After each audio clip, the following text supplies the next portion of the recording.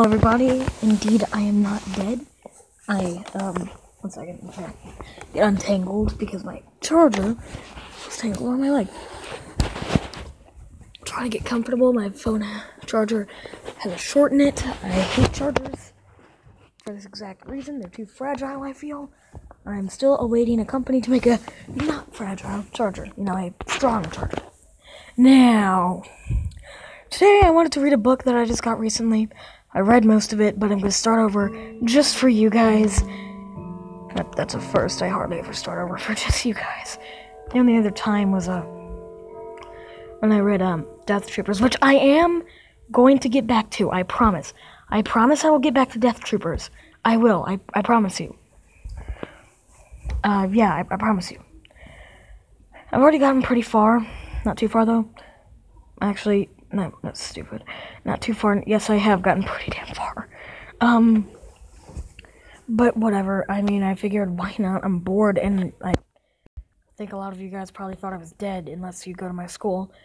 But, for the select few, like 3 of you, who don't go to my school, yeah, I'm not dead. I wish I was. So we're gonna get into this. Halo the Flood by William C. Dietz.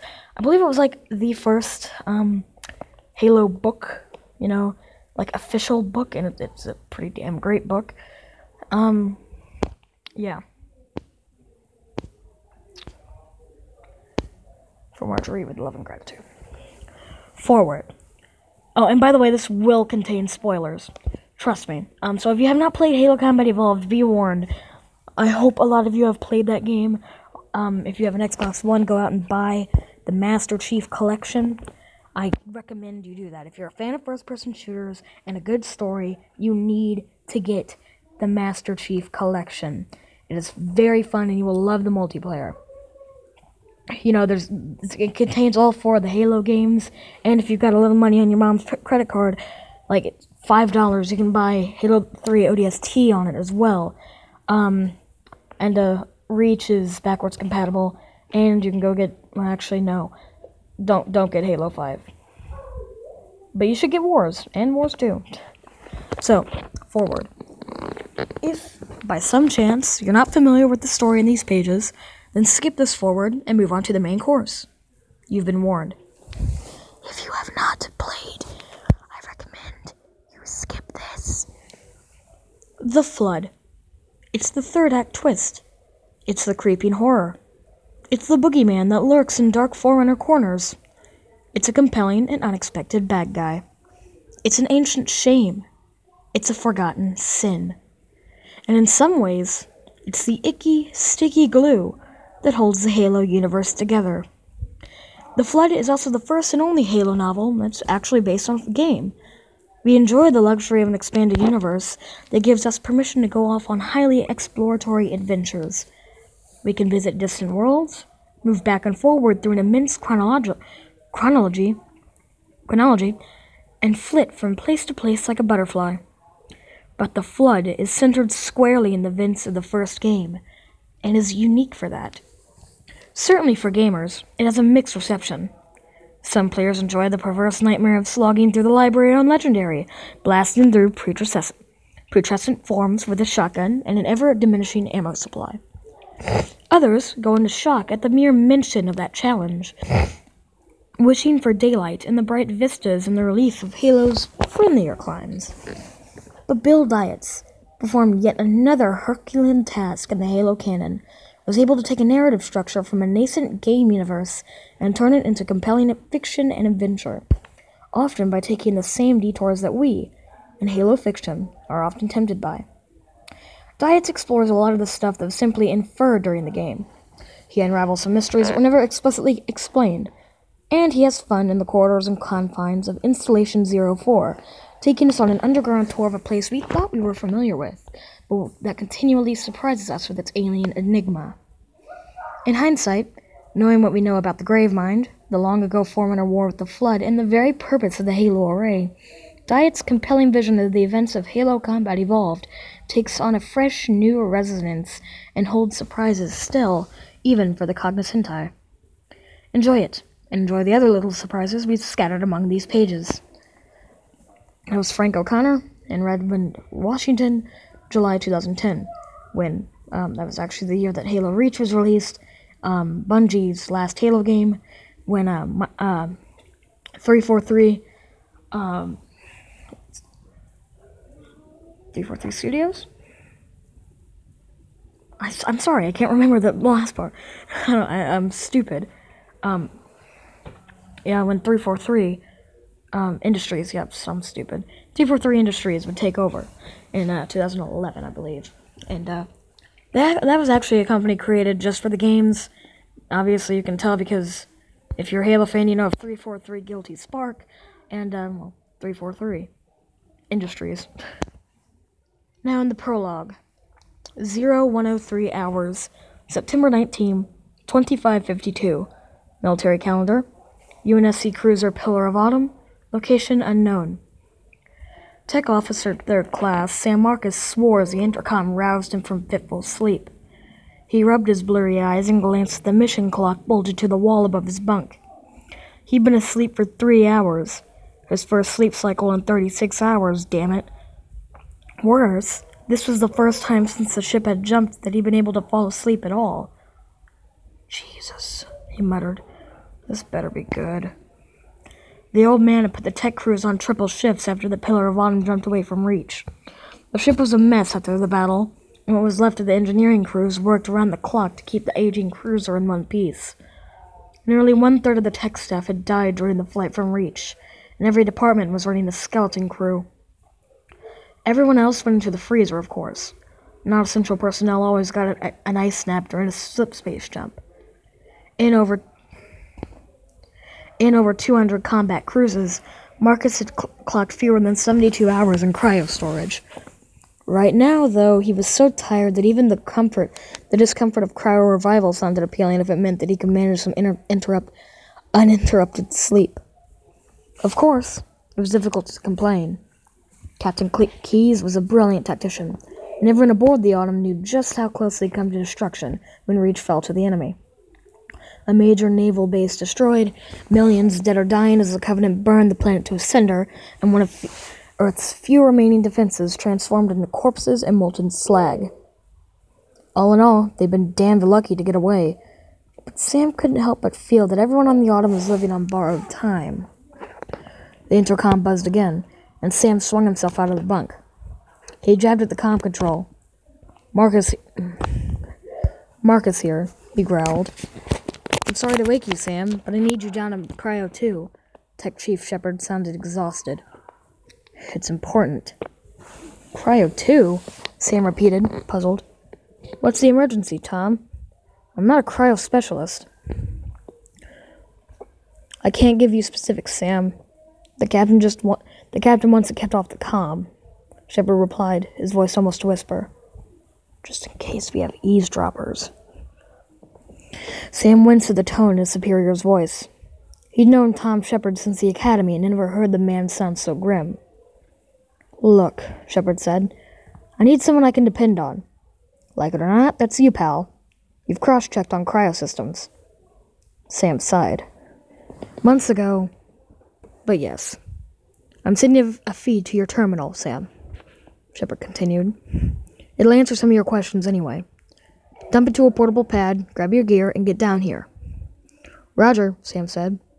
He stood, shrugged into his uniform tunic, and stepped over to his terminal. He activated the computer and waited for the upload from Shepard. As he waited, his eyes locked on a small 2D photograph taped to the edge of the screen. Sam brushed his fingers against the photo. The pretty young woman frozen in the picture smiled back at him.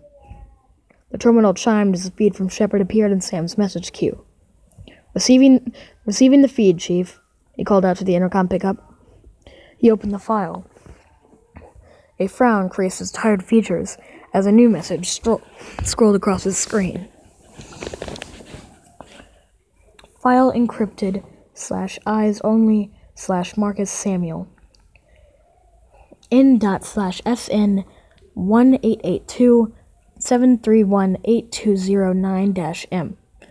Encryption key, personalized, Ellen's anniversary. He glanced back at the picture of his wife. He hadn't seen Ellen in almost 3 years. Since his last shore leave on Earth, in fact. He didn't know anyone on active duty had been able to see their loved ones for years. The war simply didn't allow for it. Sam's frown deepened. UNSC personnel generally avoided talking about the people back home. The war had been going badly for so long that morale was rock bottom. Thinking about the home front only made things worse. The fact that Tom had personalized the security encoding was unusual enough. Reminding Sam of his wife in the process was completely out of character for Chief Shepard. Someone was being security conscious to the point of paranoia. He punched in a series of numbers, the date of his wedding, and enabled the decryption suite. In seconds, the screen filled with schematics and tech readouts. His practiced eyes scanned the file, and adrenaline suddenly spiked through his fatigue like a bolt of lightning. "Christ," he said, his voice suddenly hoarse. "Tom, is this who I think it is?" "Damn right. Get down to Cryo 2 on the double, Sam. We've got an important package to thaw out, and we drop back into real space soon."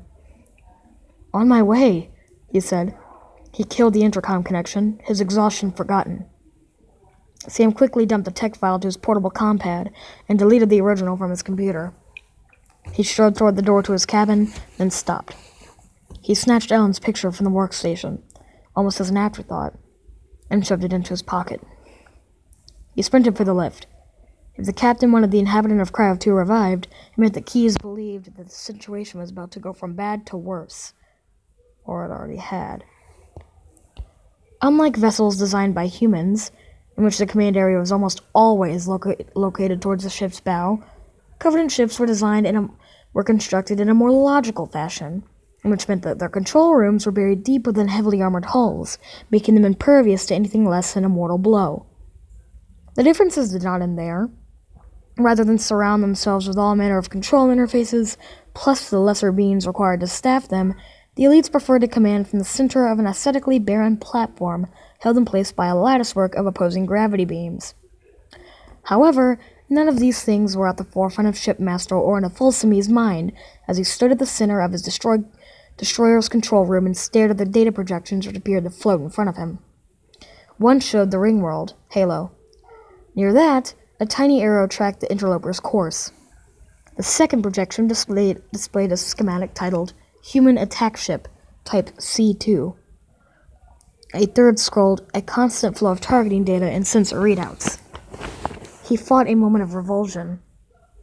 That these filthy primates somehow merited an actual name, let alone names for their inferior constructs, galled him to his core. It was perverse. Names implied legitimacy, and the vermin deserved only extermination.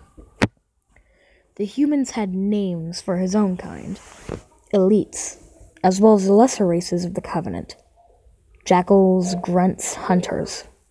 The appalling temerity of the filthy creatures, that they would dare name his people with their harsh, barbaric tongue, was beyond the pale. He paused and regained his composure. Folsome clicked his lower mandibles, the equivalent of a shrug, and mentally recited one of the true sayings. Such is the Prophet's decree, he thought. One didn't question such things, even when one was a shipmaster. The Prophets had assigned names for the enemy craft, and he would honor their decrees. Any less was a disgraceful dereliction of duty. Like all of his kind, the Covenant officer appeared to be larger than he actually was, due to the armor that he wore. Actually, elites are, like an average elite is usually 7'5", so yeah.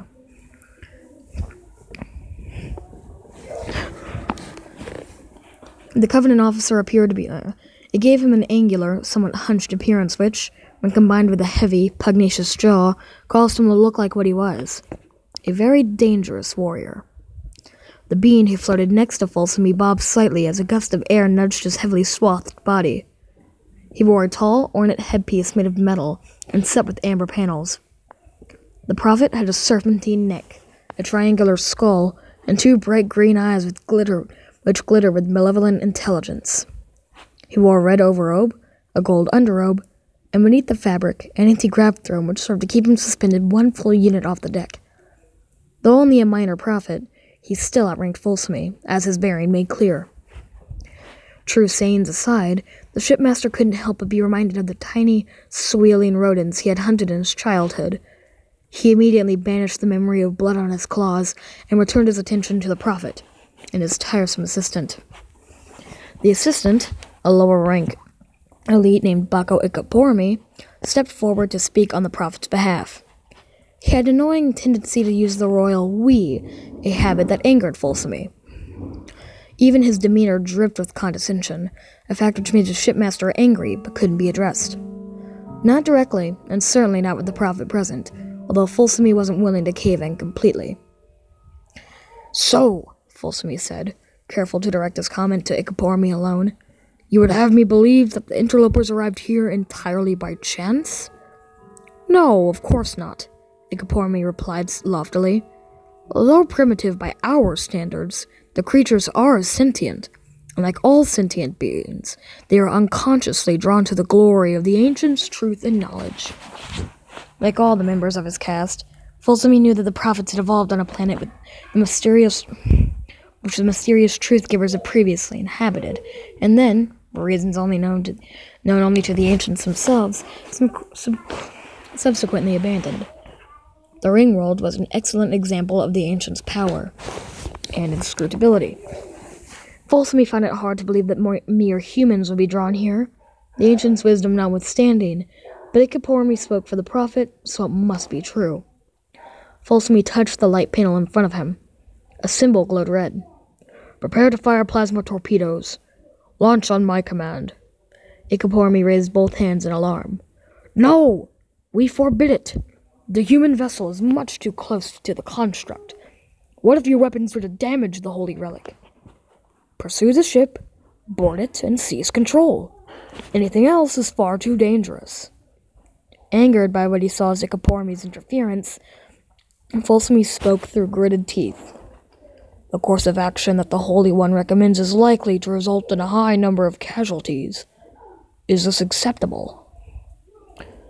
"The opportunity to transcend the physical is a gift to be sought after," the other responded. "The humans are willing to spend their lives. Can we do less?" "No," Folsamy thought, "but we should aspire to more." He again clicked his lower mandibles and touched the light panel. "Cancel the previous order. Load 4 transports with troops, and launch another flight of fighters. Neutralize the interlopers' weaponry before the boarding craft reaches their target." 100 units aft, sealed within the destroyer's fire control center, a half-commander acknowledged the order and issued instructions of his own. Lights began to strobe, the decks transmitted a low-frequency vibration, and more than 300 battle-ready Covenant warriors, a mix of what the humans called elites, jackals, and grunts, rushed aboard their assigned transports. They were humans to kill. None of them wanted to miss this opportunity. And I'll read Section 1. I'm probably going to do Section 1, right after I do this video. Right after I start uploading this video. I'll get the first 2 parts out, and then, yeah, why not? So, bye. Subscribe, please, if you want to see more. And tomorrow I'm probably going to do Death Troopers. So, yeah, just look out for that. Bye, subscribe, see you later.